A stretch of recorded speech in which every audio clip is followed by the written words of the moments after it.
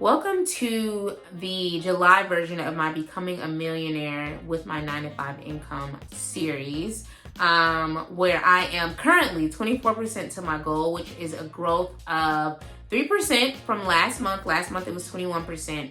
And two quick things that I learned is that, number one, paying additional on your mortgage is good. I'm going to tell you why a little later. And then two, taking control and managing the majority of my own investments has served me well and gotten me the increases that I was looking for. And I'm going to talk about all of that in this video. Before we get into it, hey girl, hey, my name is Jocelyn and I'm the founder of Maximize Money, where I teach 9-to-5 earning women how to create their dream lives with their 9-to-5 incomes so that they can do more of what they love without trading their time for it or going deeper into debt for it. And as I mentioned, this is my Becoming a Millionaire series. I have a whole playlist on it. I'll probably link that in the description, child. I'll link it in the description. But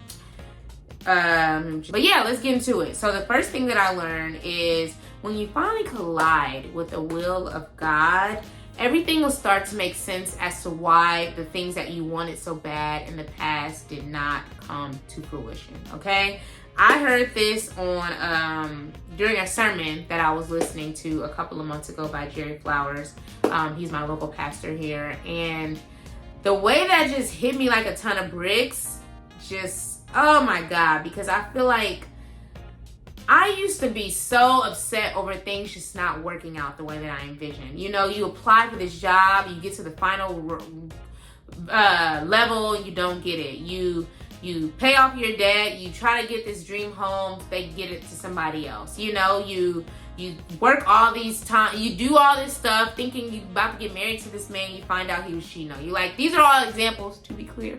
But like, I used to spend so much time wondering why. It's like everything was supposed to line up and it just didn't. But now it's like, you know what? God has the final say and God sees the end from the beginning. And so like, I've just learned to just rest in his will and know that when it is his will, there won't be a forcing. It will just naturally align. And it's not going to be easy. To be clear, I'm not saying it's going to be easy.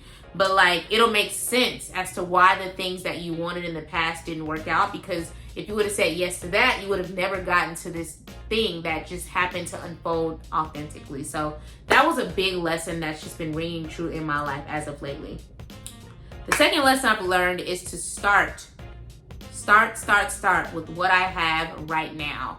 A lot of times we feel like we have to have the perfect scenario to do things, you know, and I'll use investing as an example. So I tell y'all all the time, baby, investing is the name of the game over here. I'm an investor. I'm generating $500 in monthly passive income through investing, okay? But it didn't always look like this. When I first started investing, all I had was $50, and it wasn't even a recurring $50. I said, you know what? I want to just open the account and put some money in there. I had no idea what I was doing. I just said I want to do it, you know, and I just started it, put the money in there, and then I just started educating myself, understanding like what type of investment accounts are out there, what types of investments are out there, which ones make sense to me, like which ones are generating income versus, you know, growth stocks. Like, there's just so much out there. And if I would have never started, another 5 years would have went down with me wishing. Shoulda, coulda, woulda, you know? And so I urge you to start right now with what you have and just know that there are tons of resources out there to help you. My Money Girl Collective, which is a 12-week live small group coaching program, is one of them for you. The one outcome that I have for every single girl in that group is to walk away with their investment plan that we built together. So even if you know nothing about investing, we'll talk about what type of investments are out there, what type of accounts you need to be paying attention to, what you should be investing in based on your goals, how to read prospectuses, which are going to tell you like which ones are paying out when, how they're paying, the difference between different stocks, mid cap versus small cap, growth versus value based. Like, we talk about everything, and by the end you understand all of these things and you will have built week after week your own investment plan with my support. And obviously it'll be a small live group where we're showing up every single week to build our plans together. And so if you have been wanting to invest and you're like, yeah, like I want to do it, I just don't know where to start, or I don't have a lot of money and I don't have, no, all those excuses are out the door. Everybody, the only requirement I have is that you are willing to start and willing to do it. And obviously most of my girls are 9-to-5 earning girlies, so you ain't got to be no millionaire, you ain't got to make six figures. come with the salary you have, okay? And we're going to get started with the income that you have and the goals that you have, and it's education first, because I am a certified financial educator, and I want all my girls to be making passive income, because that's income you don't have to work for. We already work in these businesses. We work in these 9-to-5s. It's time for your money to work for you. You could be using your 9-to-5 to do exactly that. So that wait list is open. We starting officially in October, you can start signing up in October. Right now, join the wait list, and I'll let you know when doors open, which will be in October. That's linked in the description. So start right now with what you have. I don't care if it's $5, $50, $100, and just make a recurring investment into yourself so that you can shorten the amount of time that you're working. The third thing that I learned is that no experience is wasted, and to take my time and learn the lessons through every season, which connects to point 1 around being in the will of God. Like, I've learned that God uses every single thing. Even when we don't understand it, it may come 5 years, 10 years later, you're going to say, that's why that didn't work out, because this is what I needed to do. This is what I had to learn. This was the experience I had to go through to get to where I am now. So learn to not rush your seasons. God is not a God who rushes. God ain't never ran nowhere in the Bible. God walks everywhere, okay? They walked with him, okay? He walked to the country. Like, we rush. God doesn't rush. So learn to just breathe. Learn what God needs you to learn. Embrace every single season, y'all.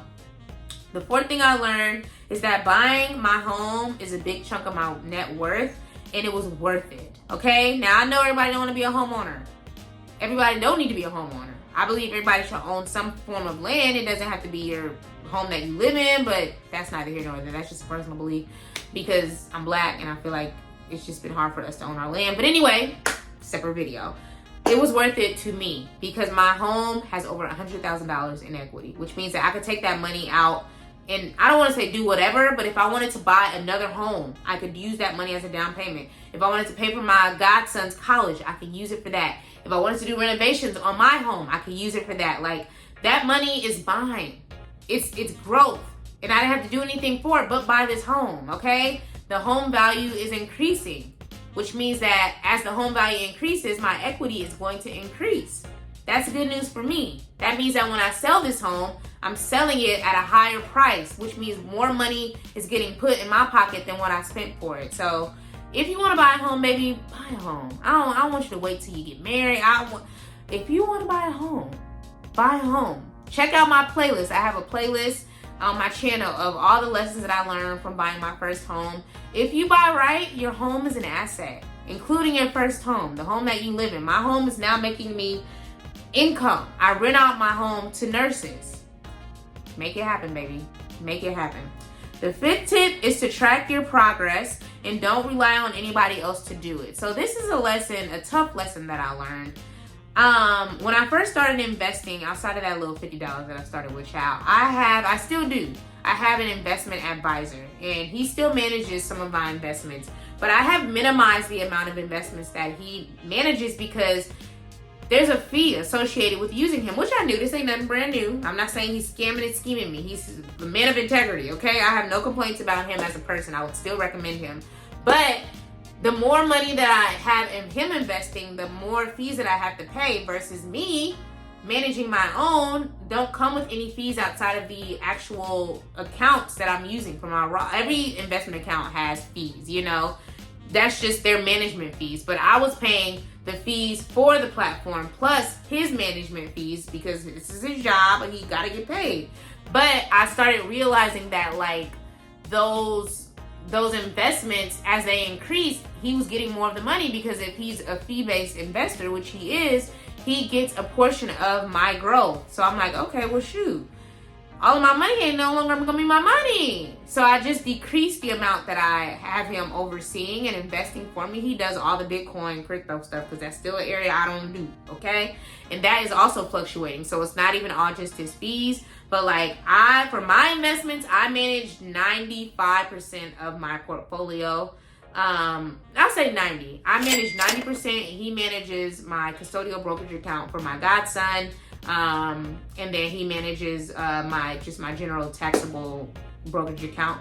Everything else, my Roth IRA, my HSA, my 401k, all of my other 401ks. I manage all of those, and I love it because I'm able to see my growth without all the additional fees that come with having someone manage it. Now, I will say, when I compare the returns, he's still outperforming me, as he should. Now, if he wasn't, we'd have an issue, because this is literally your job to make me some money, and that's what he's doing. But I love being able to just manage my own portfolio, and I'm able to offset some of the losses that I get from working with him, with seeing the increase in my Roth. My Roth has increased month over month. Like, I'm doing really well. When I first opened it back in January of this year, not 2024. So I'm looking at my 2025 numbers. I've had my Roth since 2023. But when I started in January, I had a balance of $18,047.19. Now, as of this last month, because I track it every single month, I'm at $22,695.06. So you see, that's almost double the money. Like, not almost double, y'all. That's $4,000 additional, and it's only like, we're only in the mid-year mark. So like, seeing that growth feels really good, and being able to just log in and pick and choose my investments just feels very empowering as a woman about her coinage. Okay, so don't put your growth in the hands of someone else. I do believe in investment advisors. I still recommend mine. He's still doing his big one for me, especially because Bitcoin and crypto is something I don't fully feel comfortable managing on my own, and I know that, you know, we're gonna hit a lick one day. But I also track my own progress. So I track even his investments. I'm tracking everything every single month, just so I can see how things continue to improve or not improve, and obviously make adjustments along the way. So now I'm managing more of my own investments, and I decreased the amount that I had him managing. The final tip is to recognize that every level is going to require a stronger level of faith. There's going to be more endurance, you know, that's required for you. Like, now, I think I talked about this on another video. Like, I got promoted on my job. I'm making more money. It's a higher level, but also I'm being pulled for more. You know, I'm being asked for more. I'm being demanded for more.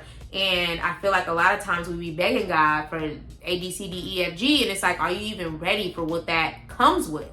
And a lot of times we're not. And then we end up blowing the blessing, and God is like, see, you was begging me and I done gave it to you, or you went another route because you weren't willing to wait for me, you know? And so that's just been a big lesson. It's just recognizing that, like, God has us, God has me, God has you exactly where you need to be right now, and to ask him for guidance on what you need to learn, what you need to be doing, what you need to be learning and releasing, so that when you get to that next level, you have the endurance to maintain it and not blow it. So this is a short one, y'all. It's the summer. I know y'all outside barely watching these videos, but hopefully this was helpful. Please let me know what questions you have. Please like, comment, share, subscribe, okay? And hopefully you have started investing. Let me know in the comments below, are you investing actively? If so, what are you using to invest? Like, what type of accounts do you have open? And I'm happy to give you some tips. So thank you so much for watching. Please like, comment, share, subscribe, and I'll see you guys on the next video. Peace.